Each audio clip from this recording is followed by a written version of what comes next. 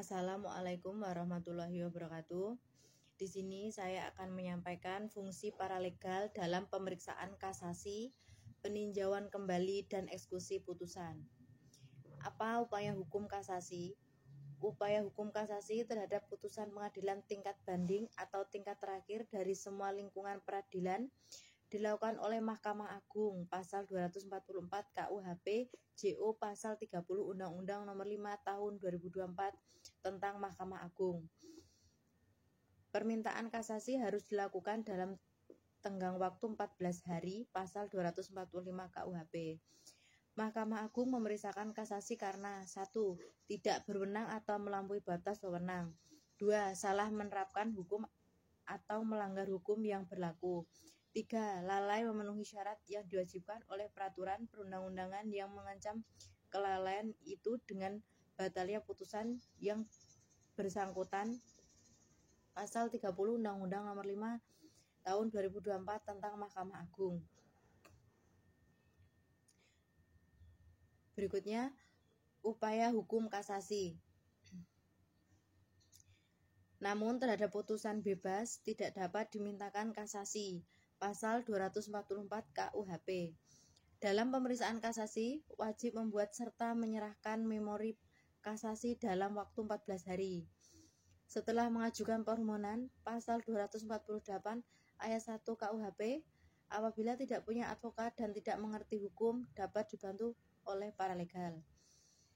Terhadap jenis putusan 1. Bebas, 2. Lepas dari segala tuntutan hukum yang menyangkut masalah kurang tepatnya menerapkan hukum, pasal 67 KUHP, seketika harus dianggap telah memperoleh kekuatan hukum tetap. Karena itu, upaya hukum yang bersedia ialah dari Jaksa Agung, yaitu kasasi demi kepentingan hukum ini.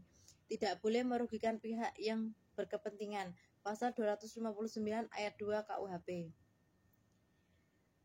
Sebab tujuan ketentuan ini adalah agar konsistensi hukum dapat dipertahankan dan tidak menjadi presiden buruk yang kemungkinan akan diikuti. Baik, selanjutnya alasan kasasi. 1. Dalam tingkat kasasi membatalkan putusan atau menetapkan pengadilan dari semua lingkungan peradilan. Karena A. Tidak berwenang atau melampaui batas wewenang. B. Salah menerapkan atau melanggar hukum yang berlaku. C. Lalai memenuhi syarat-syarat yang diwajibkan oleh peraturan perundang-undangan yang mengancam kelalaian itu dengan batalnya putusan yang bersangkutan. 2. Berdasarkan pasal 253 ayat 1 KUHP, A. Apakah benar suatu peraturan hukum tidak diterapkan atau ditetapkan tidak sebagaimana mestinya? B. Apakah benar cara mengadili tidak dilaksanakan menurut ketentuan undang-undang?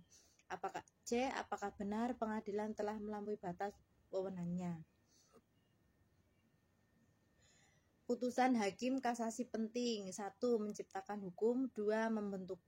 Pembentukan hukum. 3. Penegakan hukum.